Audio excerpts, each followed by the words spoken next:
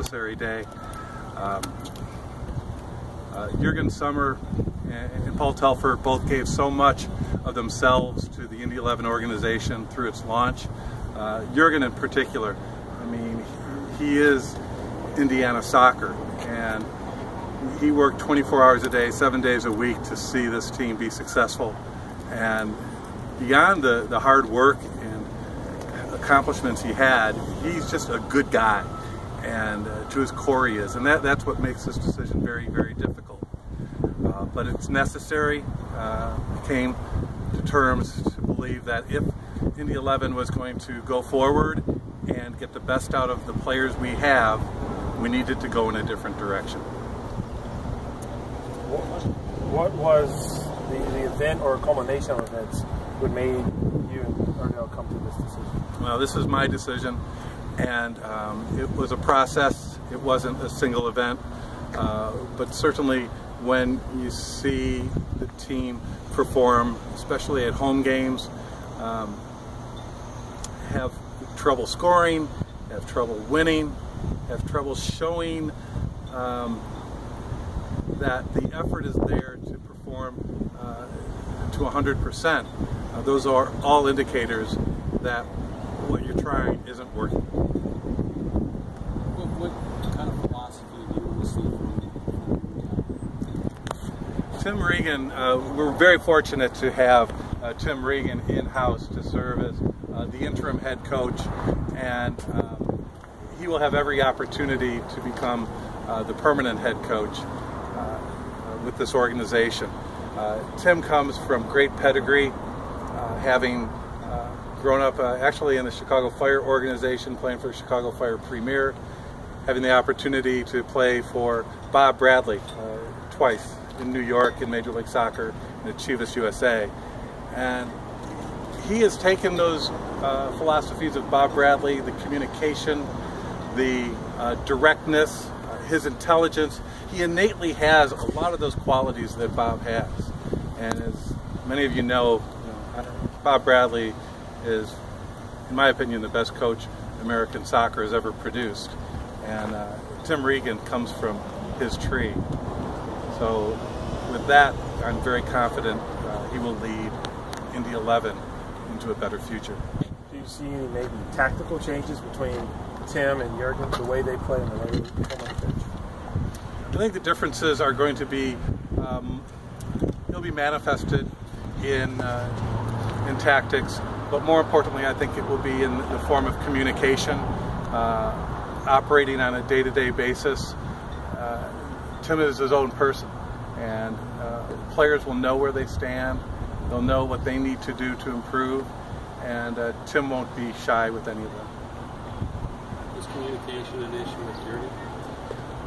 I think it's a really important issue for any coach is that he's effective with communicating, and that's one of the reasons I think Bob Bradley has been so successful in his career is because of his ability to communicate on a one-on-one basis and on a group level, and also to digest information from various parties, assistant coaches, general managers, scouts, and at the end of the day, make his own decision.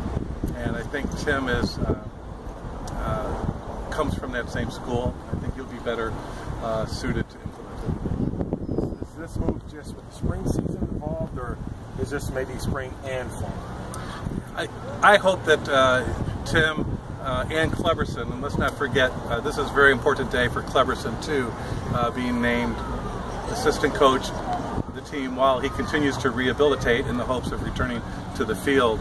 But I hope that Tim and Kleberson lead this team to greater successes so there will be no more changes to the technical staff for the rest of the season. That being said, this is also an opportunity to see what else is out there.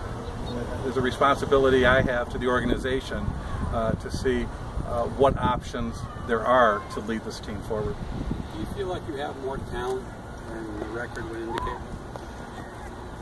The team we put together last year was not good enough, especially the team at the beginning for the spring season.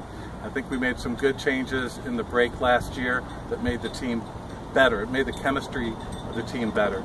And in the off season, we added quite a bit of talent up and down the roster, from the back to the front. I think you've seen in the back that our defense has been much improved, fewer goals allowed. But I do think that this is a better team collectively than what we've seen so far. Yes. You're just on a different subject. Your thoughts on Sepp Blatter stepping down? I think it's, you know, it's a good thing for soccer. It's a sad day for soccer that it's come to this on a worldwide basis. But you have to, you know, maybe not all that different than the transition Indy 11's going through today. You have to go through some pain to get to a better place. And while this has been a difficult week or two for FIFA and the world of soccer, moving beyond Sepp Blatter and the others accused of wrongdoing is a fantastic thing for the sport of soccer, and it couldn't happen soon enough, in my opinion. How do you think this change will be manifested in the world of soccer? What sorts of things? Well, we hope there will be change.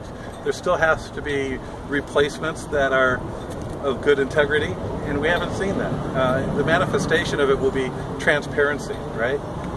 You want to be able to see how processes are played out, how tournaments are awarded, and if that happens, then people will have more confidence in the sport.